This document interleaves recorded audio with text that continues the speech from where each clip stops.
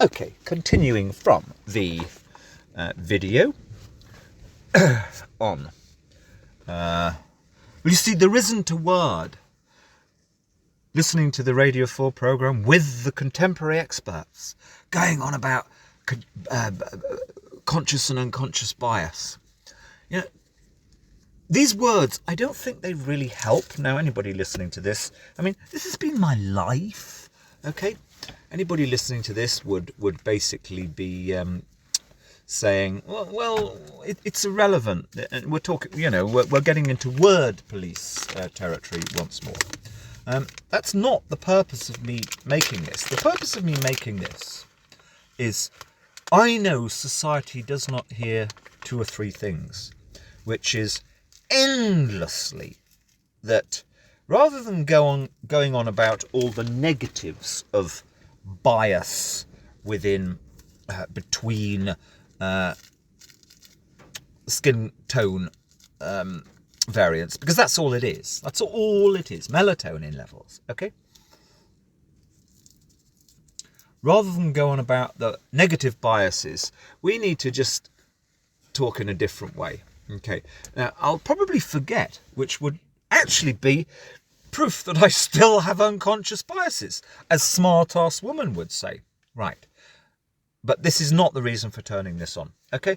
I watched a couple of nights ago the Voice of Hind Rajab, okay? By the Tunisian female film director. And I'd assumed, I knew it would be good. I'd heard her talking on Radio 4 Front Row the evening before. I knew it would be good. I knew the moment in fact, I was actually crying listening to her on the Radio 4 programme about it. All right, the tears were welling up. I knew as soon as I turned that on, watched the film, began the film, I would just well up. And I knew it would be good. But I've spent a whole adult lifetime, 40 plus years, seeking moving culture and moving great film. I think the first film that truly took me to the next dimension was Bruce's Killing Fields. I mean, bleak, scary, but deeply moving. Meaning, how to not be a hero, I don't think like that, but how to be somebody that's taking part, faced with choices. Do you risk your life or aspects of your life and take part? And that film is just simply superb. Anyway, the film that I watched by the Tunisian, if somebody had said to me, okay, the number one film in your whole adult life, the film that has, the moment I turned it on, I was just sucked in, as if I'd been sucked into the engine of a great big jet aeroplane. I was sucked in 100% and subject to the most incredible artistic cultural force that I've actually ever been subject to. And with genius, she held me in that place for for an hour and 45 minutes, I think it was. I didn't think it, I thought within 2 minutes I'm almost going to mentally, spiritually crash and burn. No, she held me there. It was exhausting. By 15 minutes in, I was like, I'm exhausted. I've got to carry on with it now. I'm emotionally exhausted. I'm drained. I'm psycho-spiritually exhausted is the best way to put it, because I'm not an emotional fucking neurotic like everybody else in this country. Oh, I wasn't. I cry at everything. I cried when I heard a fucking interview on Radio 4. Right. Now, that is the most skillful use of the culture to make an important political point, because I'm afraid to say that's all life is, that I've ever encountered. And I've watched many of the great ones. And also, because I'll forget this, you see, because I'm a racist cunt deep down. But what am I? I mean, I've just told the story. I know that when I meet somebody in a month or 2 months and they ask me about great film, I'll forget to mention her greatest ever movie, the Hind movie. Unless I tell this story enough that, here it is, okay? Just as I often do forget to no, I don't. I say to people, like in shortcut language, well, the only two people who I've only enjoyed as people, and I had quite deep dealings with them in the last 5 years, but there are only two human beings who I have only enjoyed all our interaction. And with one of them, there was a tricky period when I caught her endlessly kind of bullshitting. But I repeat this sentence. There are only two people who I have only enjoyed, and both of them are brown people. Full stop. But I will still, I know, forget if somebody's talking to me about film or books. The greatest film, just like I am, and she told me films that I hadn't heard of. The greatest aficionado, critic, and celebrant of great film that I've ever met in my life is my brown friend Yasmin. But I will forget to mention this if I'm talking to somebody. Now, is that because of cultural bias? I'll tell people that I actually knew very well Bruce Robinson. Not because I'm a show-off, because I actually hate mentioning celeb names. He just happened to be a customer in my bookshop, and I got to know him very well over the years and got to absolutely despise the guy. He's a complete wet lettuce. Self-obsessed, alcoholic, weirdo. Okay? And that's me having respected immensely his original film, and the film he did of Johnny, of what's his face, of Hunter S. Thompson. I think it was pretty rubbish, actually. Anyway, to the point. Okay, let me go back to the basic story. So, there's me in my 20s in London. I had enough experience, and then I went to live in the West Indies. I mean, when you live in the West Indies, you're only one of 5 white people living on a very poor island of 30,000. You realise you're not a racist. I mean, I actually really liked it. I didn't mind. Didn't even think about it. But that's not the point. The point is that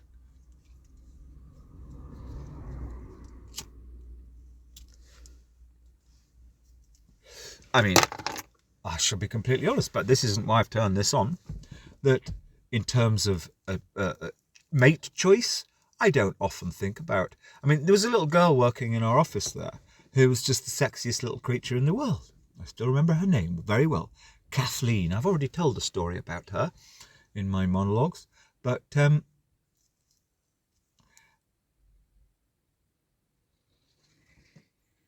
I've never felt love towards a brown or black person, that deep romantic love.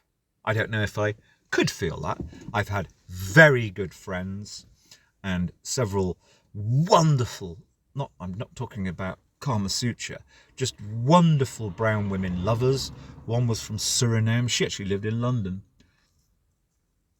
But she was just so wonderful. She was only a pleasure to spend. I just loved just spending time with her. But I'm going to try and get into the point now, and this is not the punchlines at the end. Okay. What I have realised, above all, over the last about 15 years, as the, we can call it woke. I mean, everybody knows what woke is by now. But what is the woke? It is completely a failure to actually carry people. Not me now, but the me I was when I was age 25. To carry those people with you. What do I mean by that?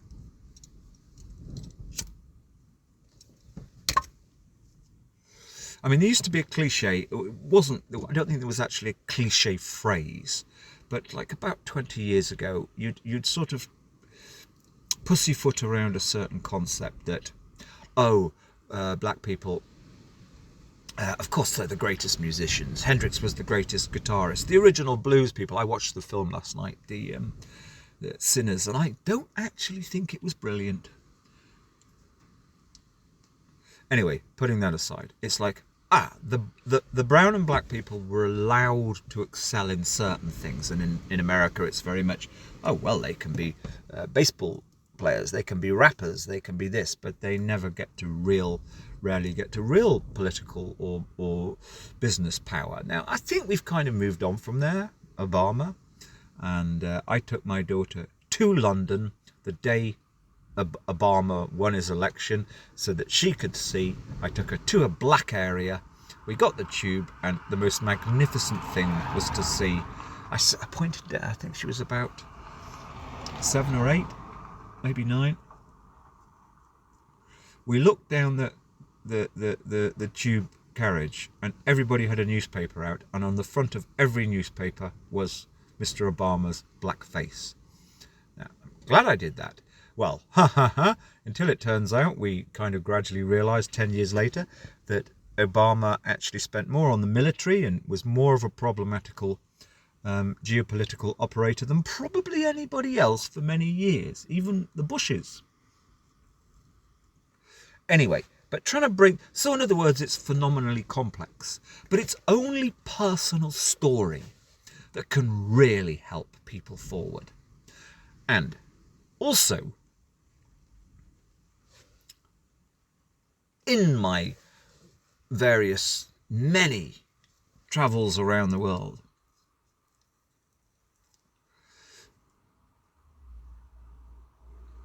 black people who you meet, or I should say sometimes to a lesser extent Arabian people, because Islam is so pernicious, but the great majority of Arabian people are just brilliant, funny, not, oh, they're nice people who gave us hospitality. That's fucking artificial. In fact, I think the Quran basically demands it. No, people who skeptically speak about their own societies.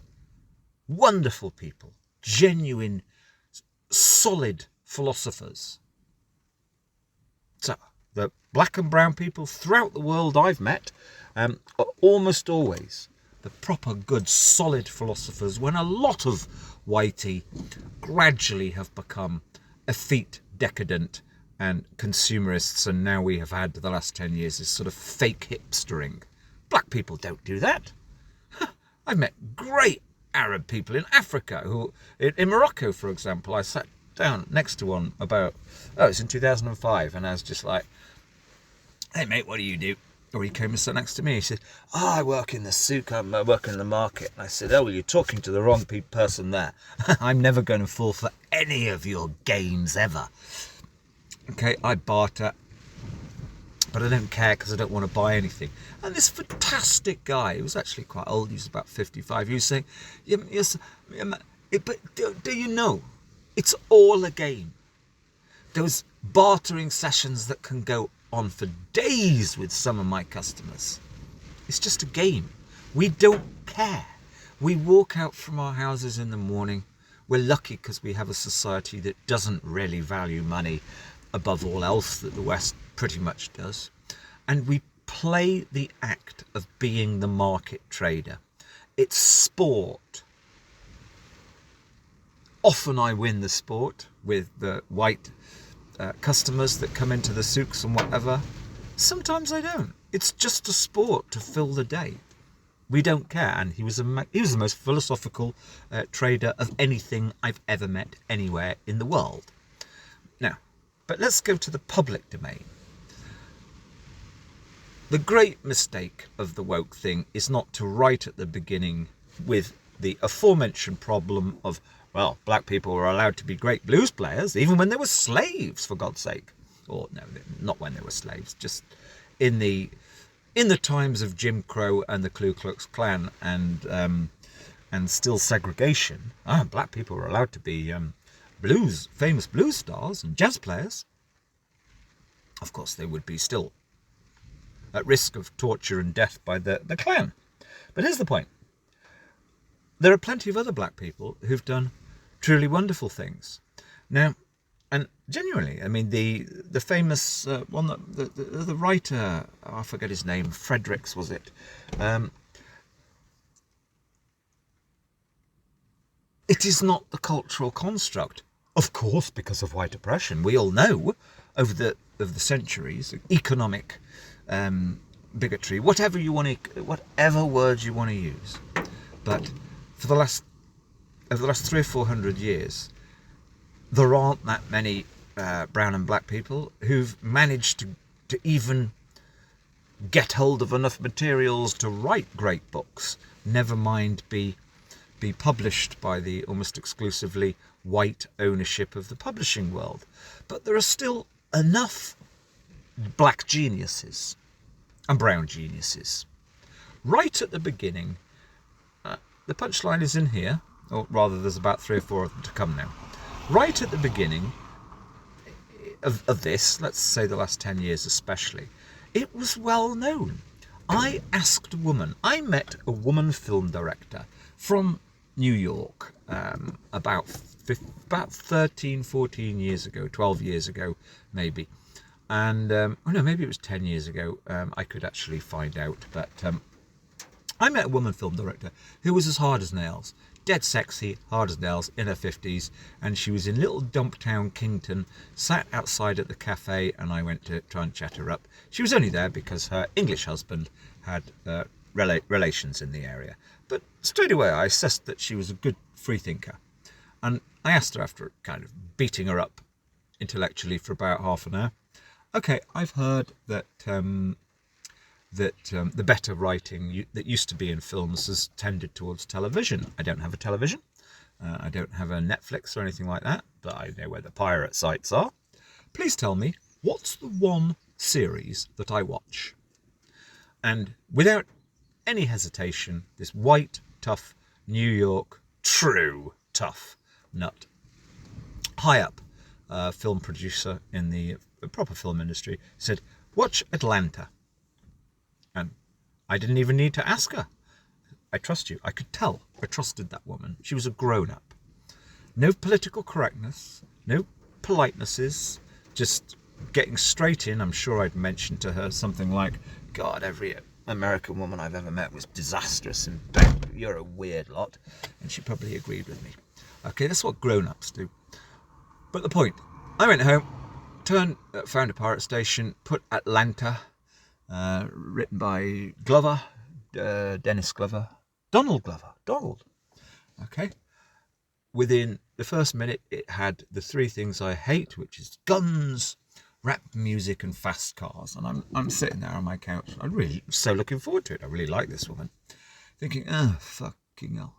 But within 2 minutes, it had me so captured by the best writing I'd seen for many years and the most superb acting almost imaginable. And I pretty much binge watched the whole thing, series 1 of Atlanta. And in fact, I think and I hardly ever watched anything. I think I probably went on pretty quickly to watch series 2, expecting it to be, nah, series 1 was so good, he can't follow that.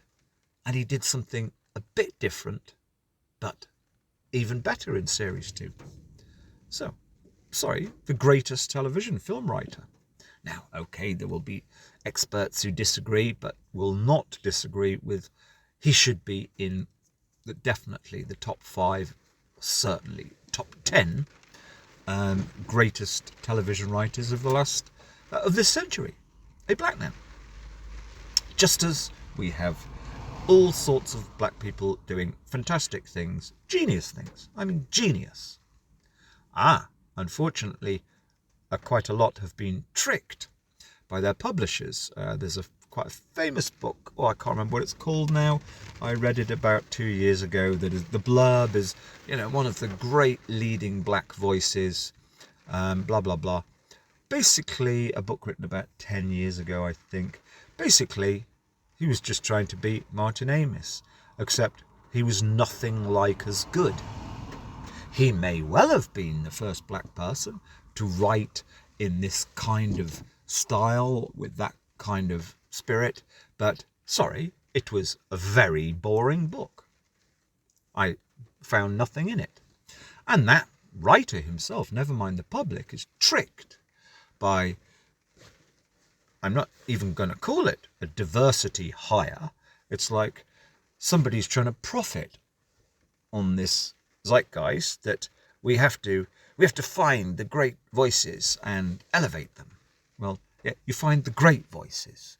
Now, it's not the fault of the black culture if for 500 years or 300 years they haven't had as much access to that which enables people to move forward and become original in the English language. Oh, but they can write in their patois, and yeah, I know about all of that. I've read the oh god, what is he, Congolese, the great one, from the 60s, which was, I think he might have got a Booker Prize for it, or a Pulitzer. Obacha, is it? I forget what it's called. There you go, showing that I'm a racist cunt. Now to the point.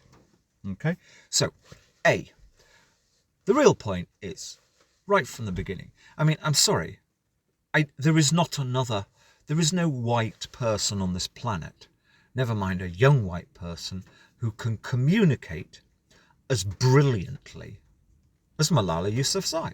None. So, I'm sorry, by 10 years ago, even a 14-year-old Pakistani girl, okay, a fairly unique one, her father had been so diligent and lovingly bolstering her as his equal, telling her he wanted her to outshine him. He was quite a well-known educator in his region. You, my lass, can and will outshine me, and fuck me. But I repeat, I've never heard any communicator, not even factoring her age, for her age I should say, who's as brilliant as Malala Yousafzai this century. But, to recap on that, a lack of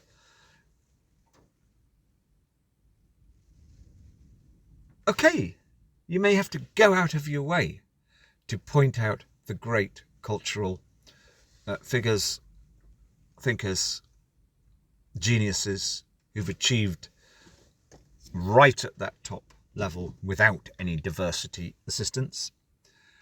That is a starting point that we needed that I never hear, never. But then there's a kind of B. Can we have a lot more real life, please? Now, Freddie, oh yes, I heard the brown man this morning talking about My Beautiful Laundrette, the famous actor. I can't remember his name because I don't think he's that good. Yeah, that was a brilliant film, precisely. Thank you. That was 40 years ago.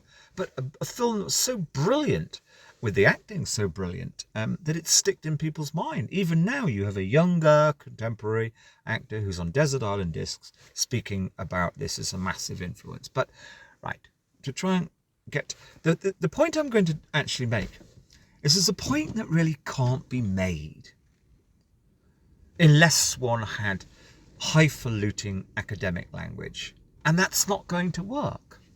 And I don't really have that language. But there's a point that can't be made. But I'm going to tell you in a couple of stories.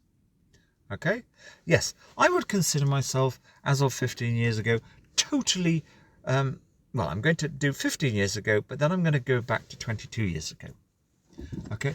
I would consider myself 15 years ago, because of certain experiences, especially 22 years ago, I would consider myself so above any racism, it's daft.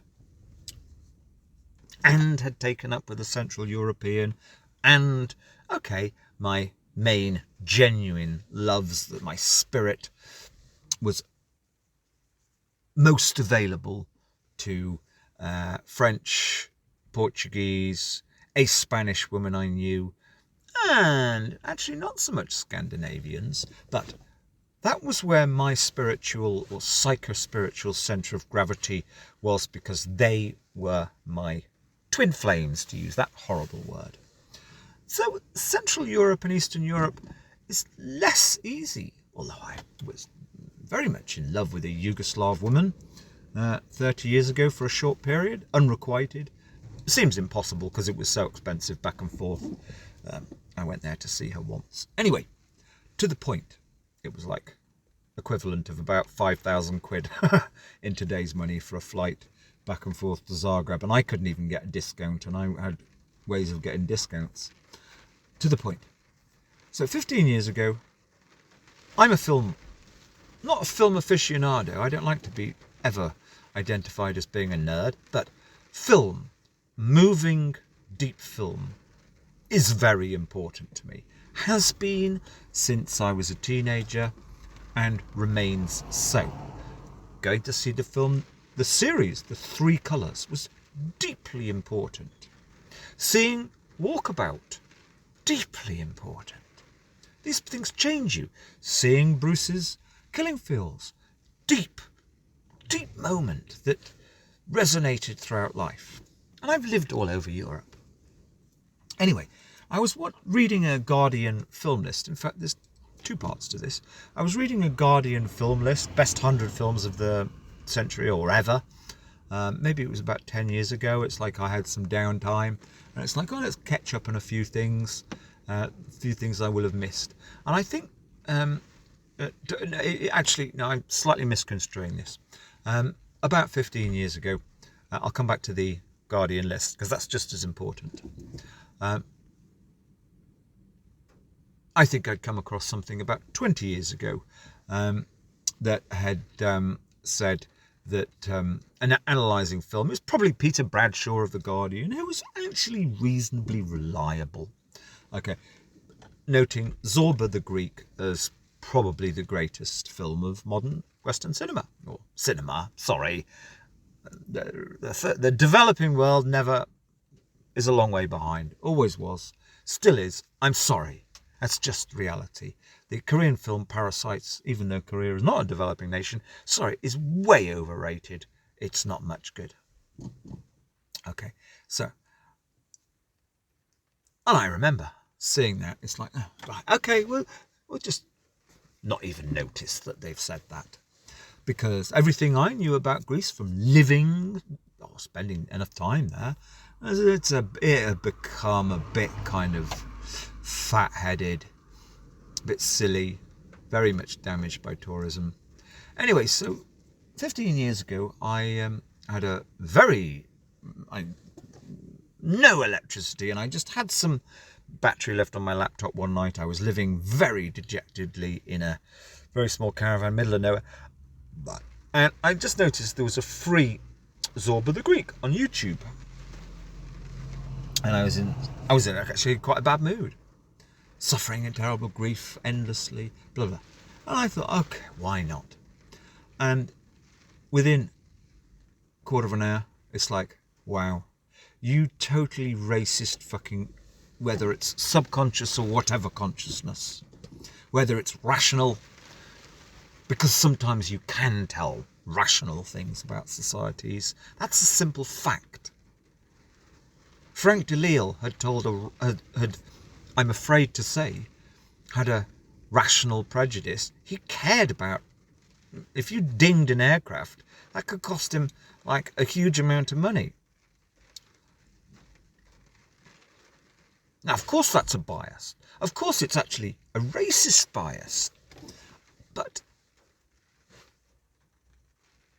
you have to give some aspects of culture, the history of culture, credence, in that you have to incorporate them to a certain extent. I'm quite sure if Frank Delisle, if all the governments of the West Indies had written him a letter saying, Frank, we've noticed you never have any black pilots, okay? All your pilots except Keith are whiteys, okay? Now, is that because they are going to fuck the planes up? Like, I'm afraid to say, everybody knew that a lot of the blacks had fucked the ferry boats up. They had. Yes, it's not their fault. They've been oppressed. They've been infantilized by hundreds of years of enslavement, whatever, blah, blah, blah. Okay? But if somebody had written, if all of the islands had written to Frank and said, listen, okay, let's just say that if you did have many more black pilots, your accident rate's going to go up a bit. Well, we'll create a fund for you to help pay for the extra accidents that you think, not me, Simon Clayton, that you, Frank, think your genotypes, your genetic twins, cousins, whatever, are going to have. Frank, I'm sure, would have said, okay, bring it on. Okay? But he had to make money in a brutal world. I mean, the West Indies is literally run by all sorts of factions of the mafia. It really, deep down, underneath. Anyway, to try and get back to the thing.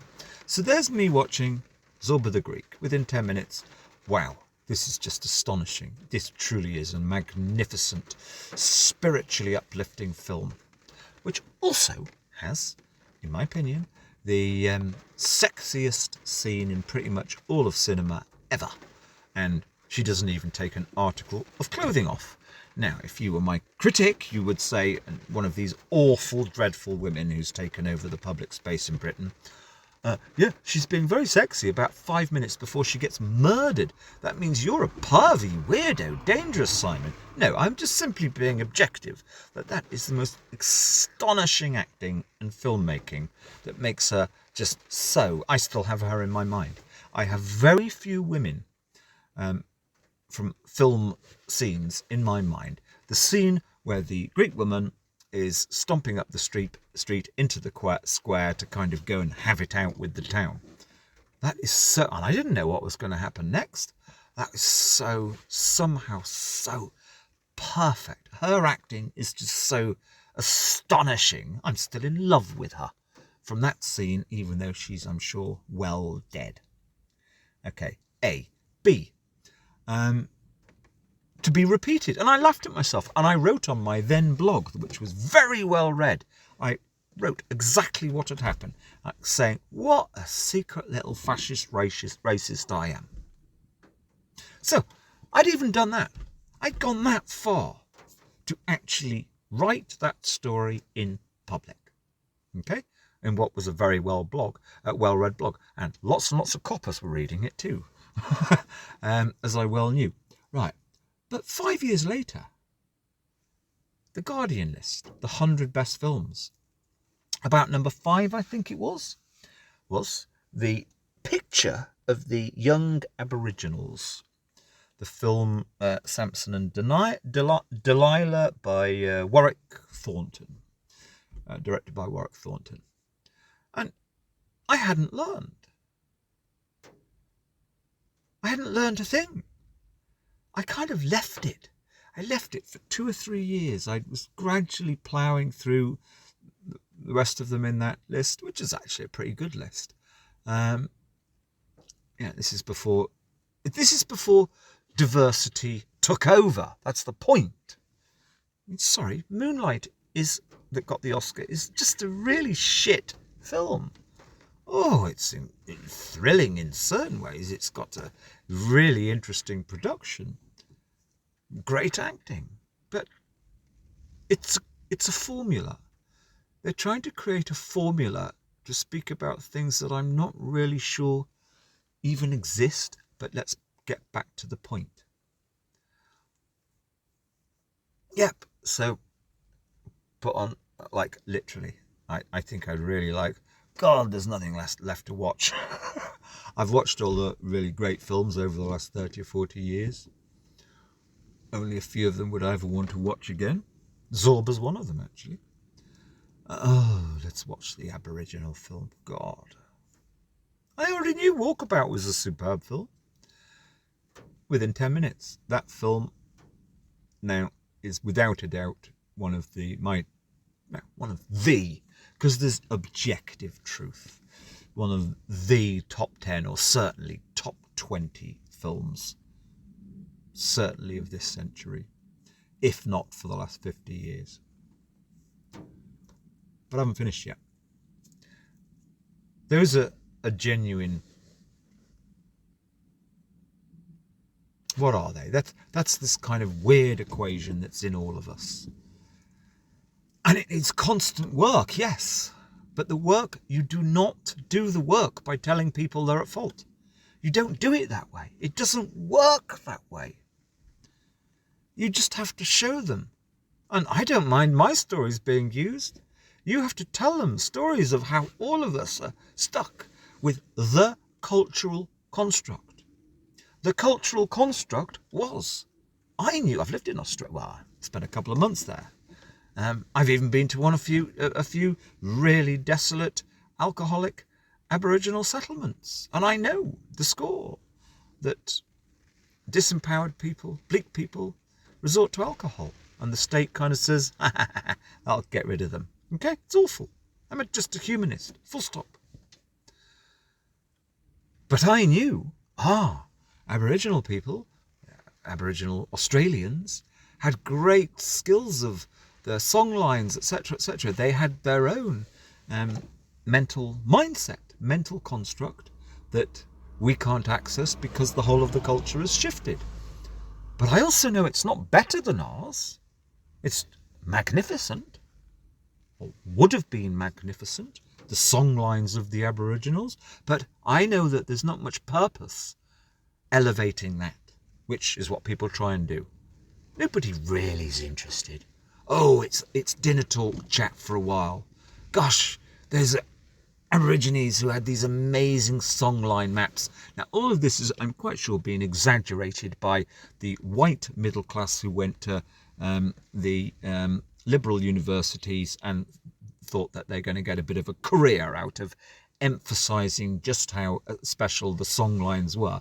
I'm sure it's been massively exaggerated by Whitey and by the Aboriginal elders once they sniffed making the possibility of making some money out of it. Just as Whitey spiritualists began 150 years ago. There were three in Northeast America who basically started the whole con job of, we can be in touch with your dead people. They sniffed making money out of it. It's racist not to assume that the Aboriginal elders, when it became fashionable to talk about the great ethnic or skills of the no longer existent Aboriginal previous cultures, because they don't exist anymore, might be half a dozen who haven't ended up in the most tragic places in the world, the alcoholic Aboriginal communes, or whatever they call them, housing estates. Okay, I've been there. I've actually been there. Okay, 40 years ago, 45 years ago, actually. Yeah, but this film, Samson and Delilah, was genius. It took me exactly where I needed to go.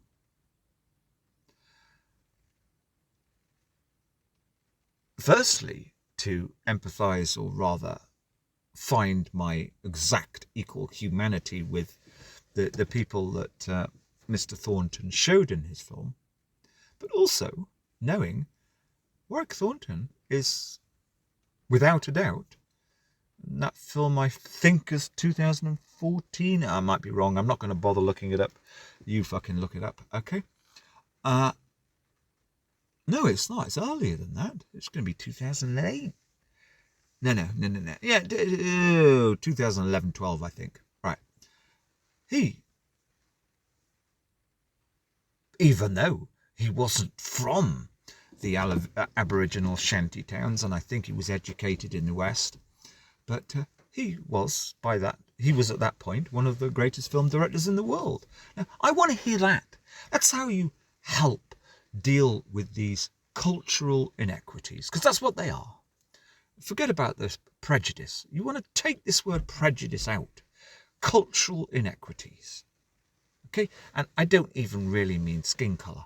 I mean the cultural construct. And we all know that, for example, the white working class male is just as much the victim of cultural inequity in Britain.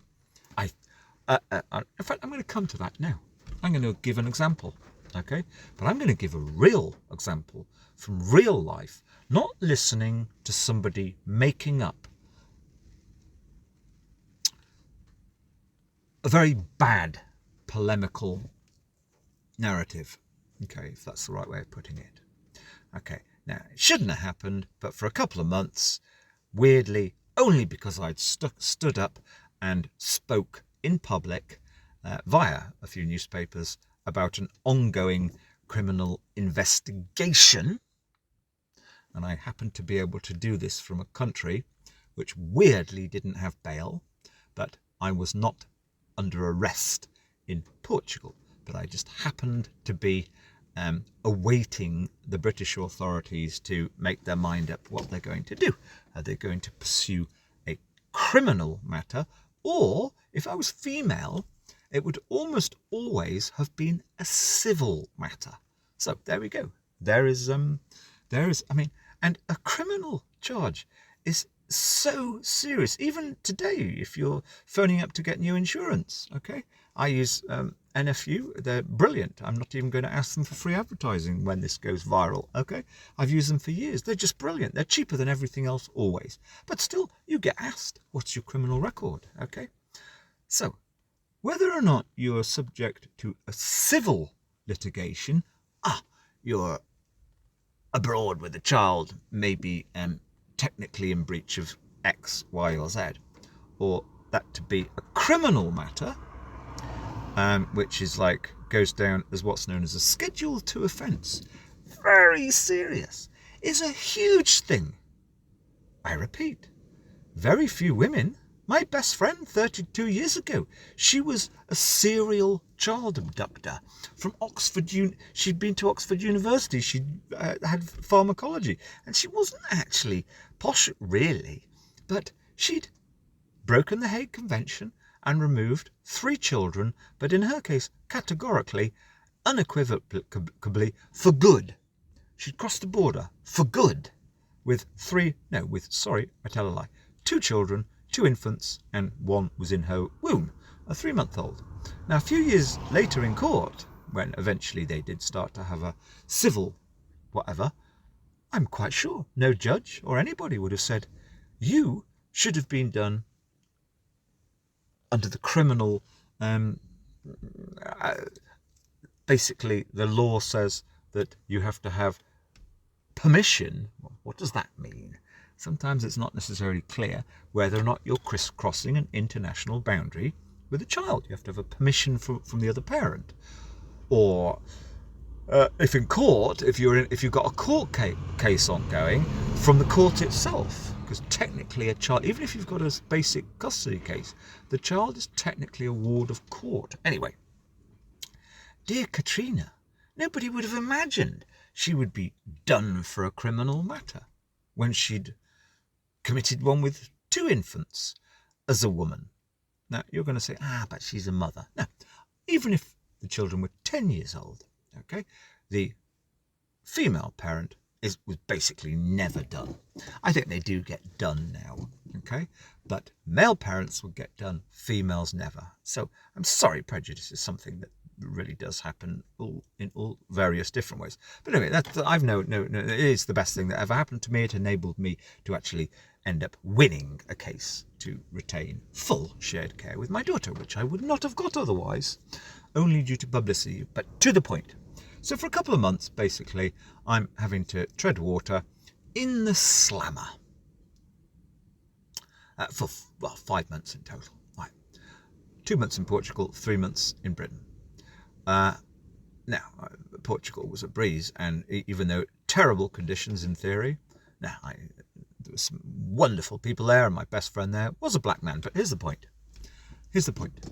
So, get to England, you have a totally different setup, and they hated me because I'd spoken out about what everybody said was going to be dropped, actually. This is ridiculous, okay? You've got a perfect record.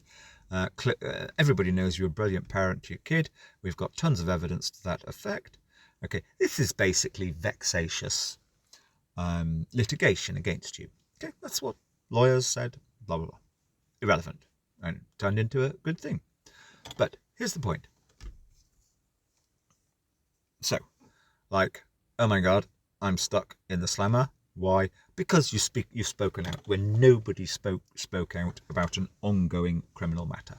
and I could speak out because I was out of jurisdiction, so it wasn't like I'd immediately get done for contempt. That's just merely explaining the situation, and other people might say different things. I don't give a damn. I know that was the truth. Good friend lawyers said exactly that. But here's the point. So you're stuck in the gulag of the British remand, which means your local jailhouse. You're kept in a remand jail because they basically are remand jails, because you could go back to court at any minute, and they want to keep you somewhere that's close enough to your nearest county court. Is it county court? Yeah, county court for going Crown Court, I should say, because you've got an ongoing legal matter. And incidentally, you can get bail at any time. We kept expecting, oh, he's going to get bail. He's got the television on his side. He's got to get bail just like that. But didn't happen. But here's the point. So you're in this system. I realised very early on. Now you go into the British ordinary, just lower middle class areas, Shrewsbury and Swansea, that there are so many really fucked up people there. Not the case in Portugal, and but so many really fucked up people. And here is the ultimate accolade. Within a pretty short period of time, I think it was after the first time, when you're in waiting on remand, which means you're waiting to go to court, okay? And it's not just like, oh, you've got a trial date set for 6 months ahead. No, you might go back, as I said, at any moment, and like, oh, because all the time you would hear, oh, so and so's gone to court today, and they let him out. He got off on bail, or somebody dropped the charge, or whatever. Okay, so you're in this constant state of limbo. It's literally living day to day. And what happens is that it shouldn't be, but the cells have most of them 2 people in them, and your cellmate changes about at least once a week, or occasionally you'll have the same cellmate for a couple of weeks. But as I said, at least once, often, pretty much once a week actually. Now I realised, God fucking hell, in here there are so many psychos, and I think it's about the 3rd week I was at Shrewsbury. This great big black guy comes in as here's your new cellmate. Well, they don't even say that. They just open the door, in he comes, and oh fucking hell, well, that's wrong. Just like, I just had a kind of neutral feeling, you could say. I think it was more of a case of, we're not going to have that much to talk about. But within about 10 minutes, this guy's great. And we spent a week or 2 holed up together. And he was just fabulous. His spirit, intelligence.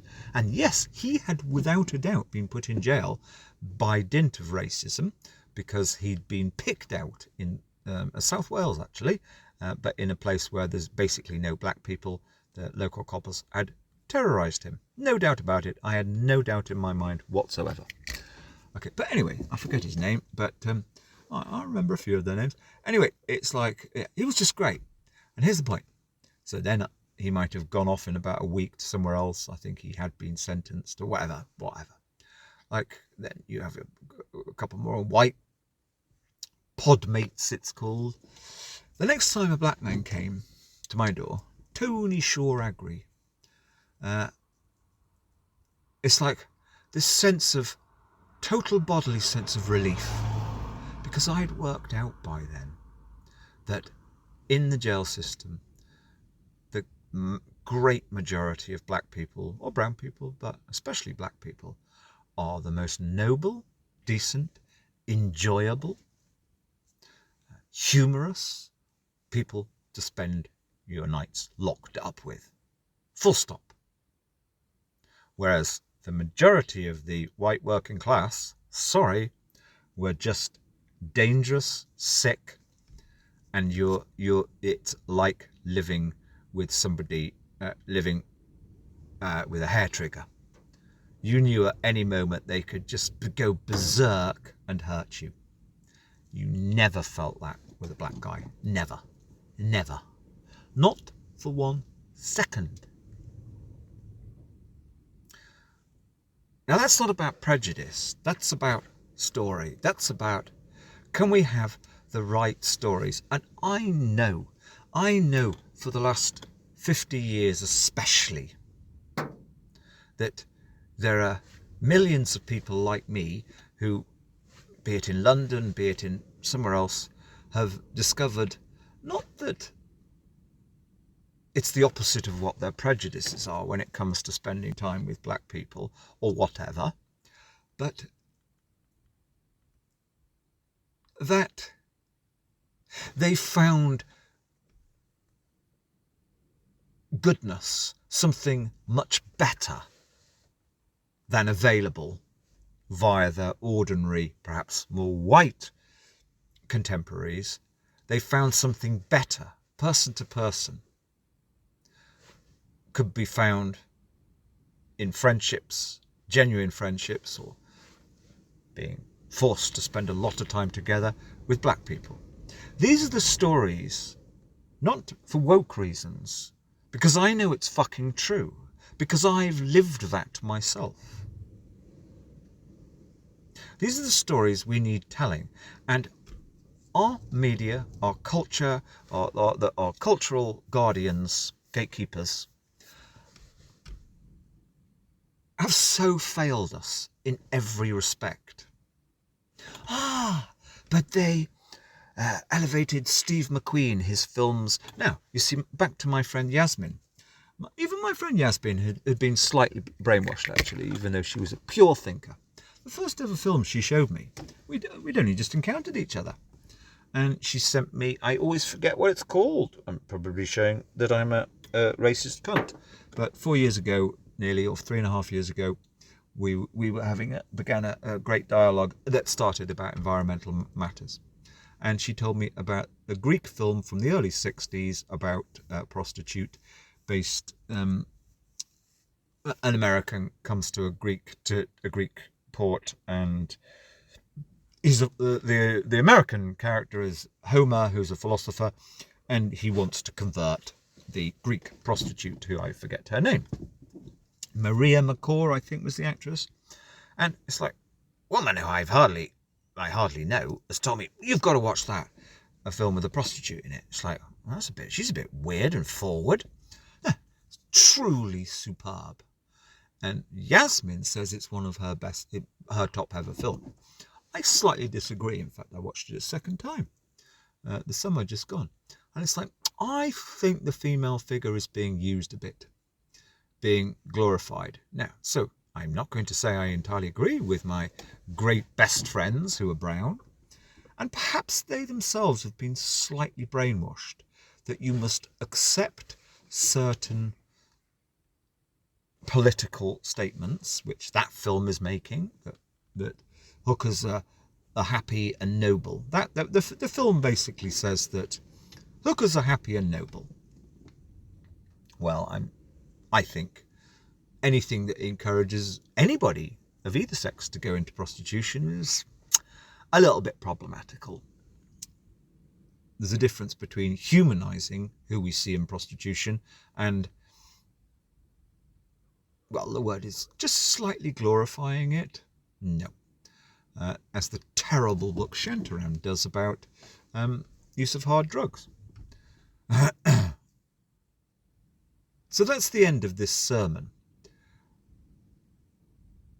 But I know the stuff that we've been hearing for the last 10 years, but particularly the last 5 years, it doesn't work. It just doesn't work. You can't train yourself. I mean, these people on the radio, I'll put the link, they're talking about people being trained in diversity, trained to recognize their subconscious biases. Perhaps you can be trained to a small extent, but you see what they miss in this. Now, I'm glad actually I remembered this, because particularly if you're a middle class, although very poor and very, very man of the street white man, in a British jail full of largely, actually, precariat underclass, drug addict, alcoholic, quite a lot of violence as well. Jail. You are the number one fucking target. Let's be quite clear. There's no question about it. There's no ifs. There's no buts. You're a target. Now, I did pretty well to not be a target. But you feel under threat. And there was an incident. One of the white guys one night went bonkers and threatened to kill me. And if he wanted to, if he'd have carried through, and he violently grabbed me, if he carried through with that, I mean, I knew he was mentally ill. And in fact, other people did as well. I couldn't even say anything that night. I could not press the emergency button. If I'd have done that, he would have killed me before they got to the door. So I'd waited until the next day. I very quietly had a word with somebody, because they were aware that he really was a head case. And I just said to a guard, probably, look, you mustn't tell anybody. You know, if this gets out, he'll kill me. But he attacked me last night, and thankfully they did move him out to somewhere for his own protection, essentially. So I was living, and I'm not a tough guy in that way, I was living in fear. So the thing that mattered to the most to me, surviving, not ending up with some terrible gash across my face for the rest of my life, or worse. The most important thing is, who do you get locked up with? That's the most important part of your day. And when you're in a jail, it is day to day. You've no idea. You've no idea if, you know, you're going to get something at 4 o'clock in the afternoon that slips in that's saying, you're being moved for whatever reason to another jail somewhere else. Maybe they've changed the court venue or whatever. You've no idea. You live day to day. The most important thing to me was, a black man's at my door as my next cellmate. That's the one thing, particularly if he was a big bugger, and you knew he could be your bodyguard as well as the first one. Oh, I think his name was Leroy. Yeah, he was Leroy, that's it. Yeah, it's like we became such great mates, and he was like, fucking hell, if any of them try and mess with you, mate, you're okay.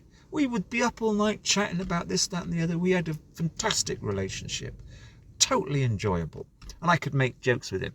Like, your bloody jigaboo, bloody baseball, you know, it bores me to death. Bloody, you know, shut up. I don't want to hear anything about baseball, because he was so tall he was probably in baseball, okay? And yes, I slipped in a very nasty word there, and every other word from them is racist as well, which is what friends do with each other. I repeat, the most important thing in my life by far was who's going to be walking in that door, or pushed in the door, as is the person you're going to spend 23 hours a day locked up with. If it's a black man, my body would relax. My tension would drop away. Oh, great, a black man. And I spent time with an Asian man. Just the same, just absolutely relaxed. You know, I know there are hundreds of thousands of similar real life stories. These fucking smart Alex who get their place in the sun in the media. I want them to be telling those stories. That's how you'll get people to think. That's how you'll get people to think, maybe the holy cows I have inside myself, the ones I can't. Oh yes, but right, there's 3 more lines, okay? But the holy cows I have inside of myself, maybe they're wrong, okay? But you see, because this is what it's really about. You see, the anecdote, well, it's not an anecdote, it's my fucking life, okay? 22 years ago, 2003, okay? For a few months, that summer and autumn. Right. That was a time, now I don't use the word in my life, but if ever I've had a time in my life, which is crisis. Because that's the thing. When we're in crisis, when we are in our emergency mode, okay, you can call it fight or flight, but when you're in that total crisis mode, when you have an actual crisis, the example I gave is quite funny in that one couldn't fight or flight. There was no choice. That emergency moment of who's next coming in through that door. So it's actually the inverse of a good example. This is the worst example, but the point being, it's when you're in an emergency mode, even me, that's when you revert. You're going to revert to your deep cultural, historical construct. And that doesn't mean you're reverting to being a bigot. I mean, I know if a nuclear war broke out today and I walked into the centre of this little village, this small town that's not very far away, and everybody was running around in a panic and like going to grab stuff off the shelves, I probably wouldn't. If I saw two black men stood there or two Asians, I probably wouldn't make that immediate calculation of, oh, right, okay, I need to befriend them. I don't know anybody in this town. I'm going to need some allies. I'd probably almost think the opposite. I'd probably be thinking, right, we know what happens when there's a nuclear war. There's going to be, well, what's his face? McCarthy wrote about it in the Road. Within a year or two, we're going to be cannibalizing each other because there'll be no food left. There'll be a nuclear winter. So I'm not sure about those blokes there. Let me go and find some nice white women who've got wicker baskets because they'll be safer as allies. Maybe they'll hide me in their basement. That would be my feeling. That would be my conscious or subconscious or conscious or subconscious, whatever. That would be the thought process in an emergency that went through me. Because it's me, probably not. Because I've had these massive experiences where I have realised I'm completely wrong. But maybe, probably actually, even me, in that emergency moment, I'd revert to. And the bizarre thing is that everything in the last 15 years of my life is actually how truly damaging, 100% disloyal, all the white women with wicker baskets are. That's been my lived experience. Forget me, I might not even be helpful, I've even said that.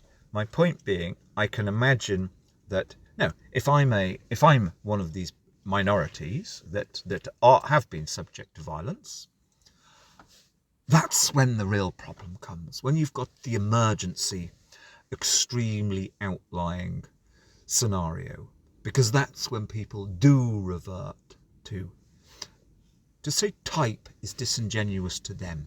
They just revert to the cultural narrative, meaning if they've heard wrongly over the years, or rather if they've had it planted wrongly over the years, that there's a lot more violence in public spaces by black, brown people.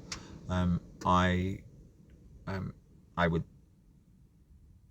bet my bloody life on the fact that if there were honest statistics about in prison violence, there's less violence pro rata by black people. I would bet my life that the great majority of the violence comes from white people in prisons.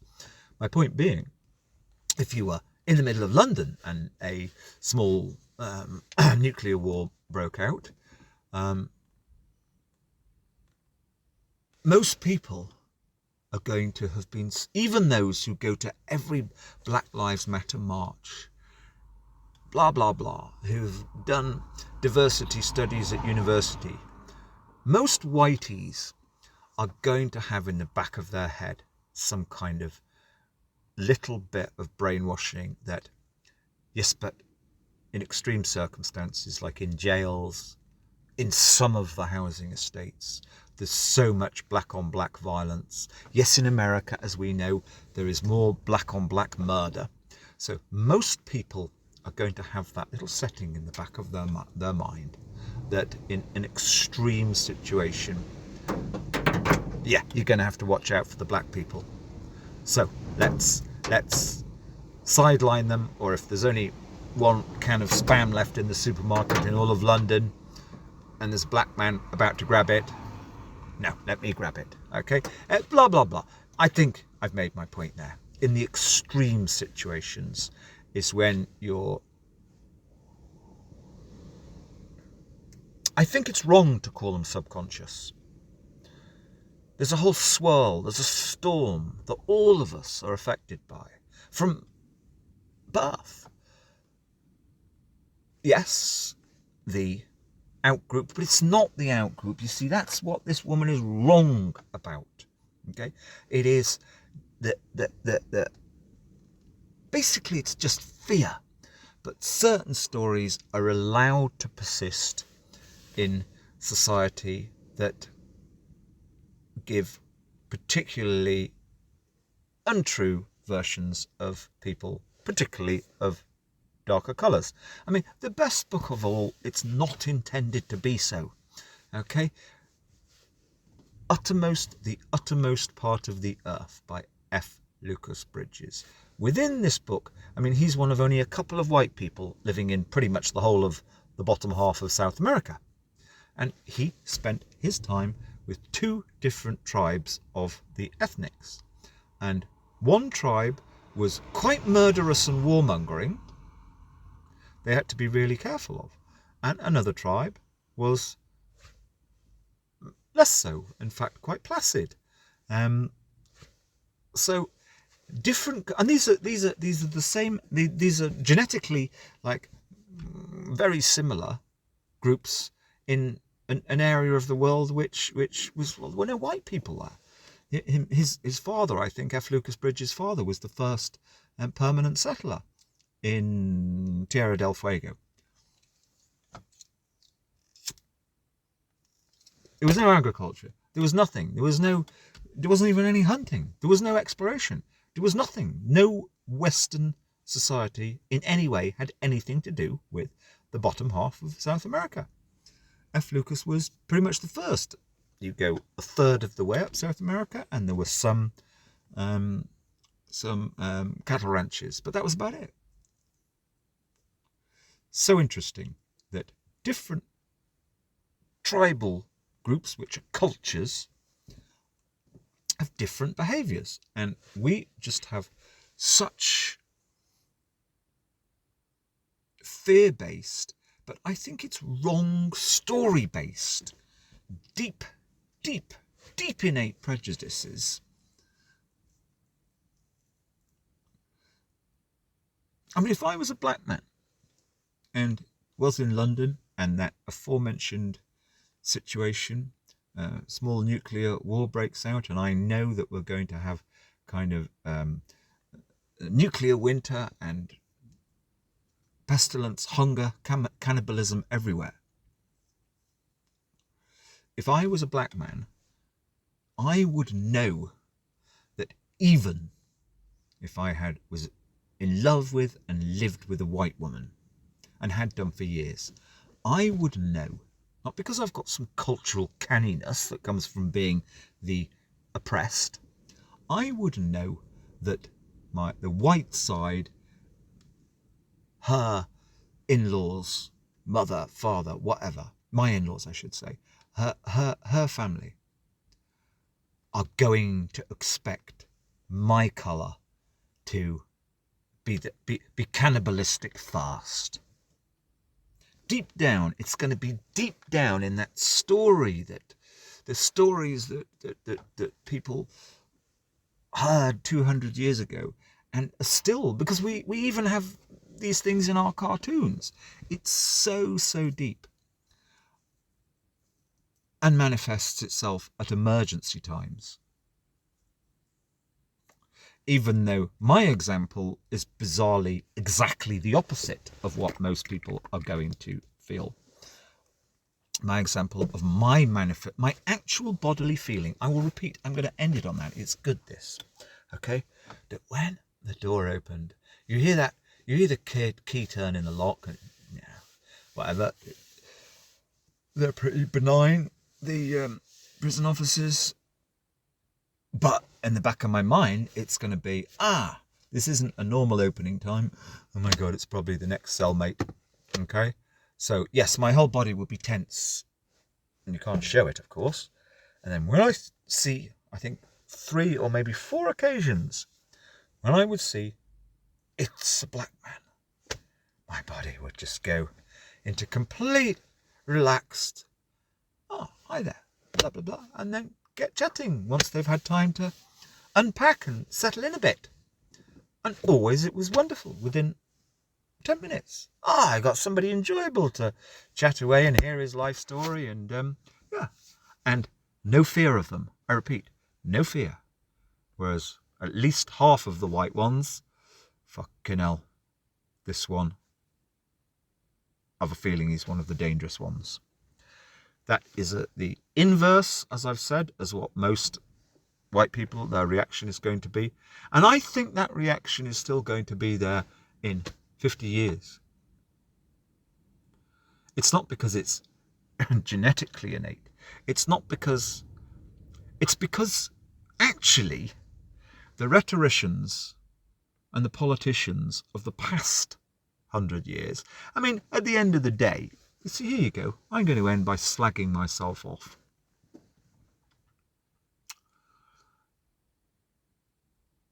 I'm one of those people who literally, if I hear a Martin Luther King speech, I stop and turn it up. He was a beautiful orator, the way he sung virtually his rhetoric. But the absolute truth is, he wasn't that brilliant a philosopher.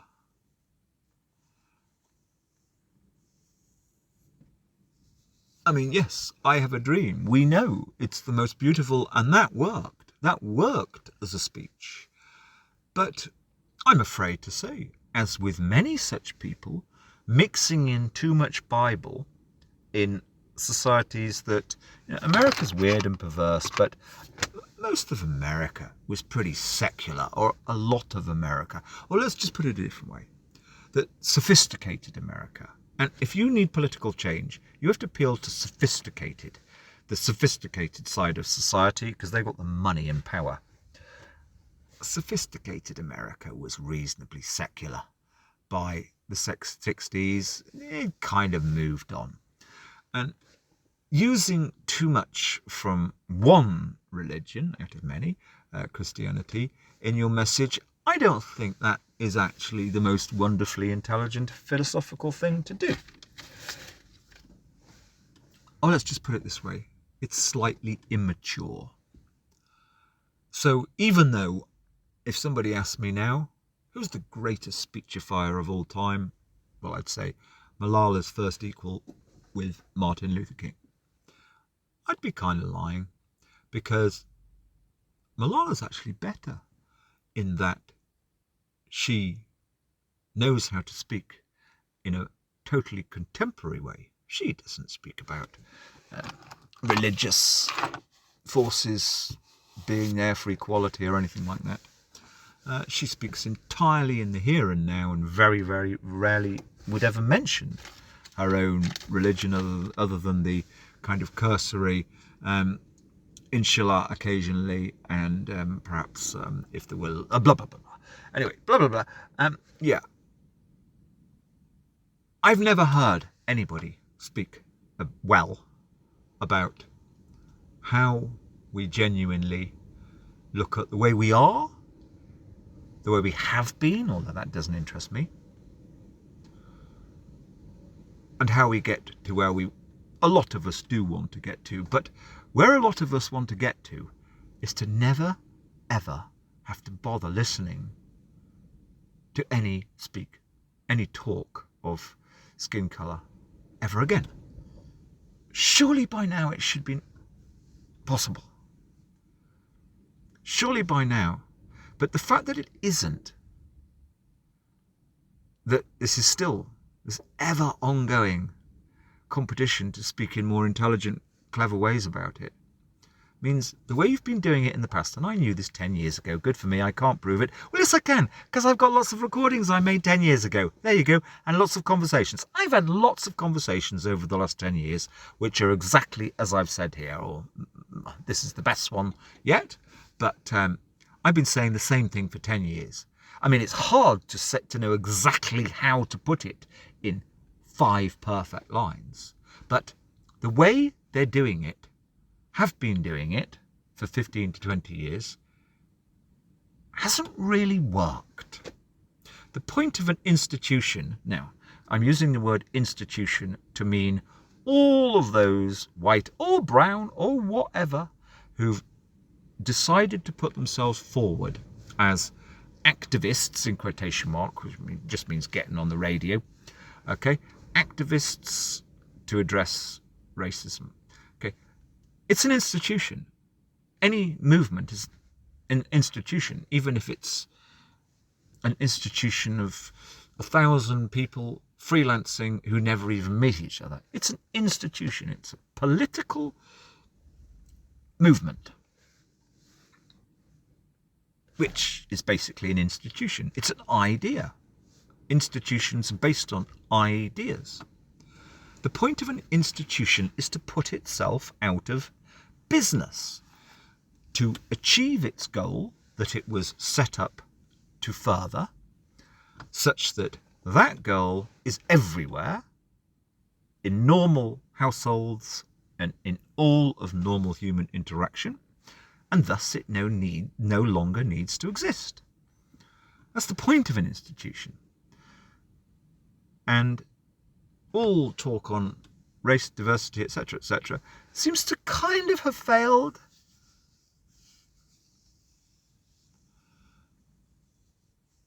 But we have David Lammy. No, it has failed, really. Because we all know deep down that, yeah, come those emergency crisis times, if I'm in London, not that I will be, I don't think I'll ever go to London again. If I'm in London and there's that little nuclear war breaks out, I will know to head towards the black streets. I will know that. Deep down. I may temporarily forget it, but I will know that. But I'm pretty sure that the great majority, if they were honest, know that they will do the opposite.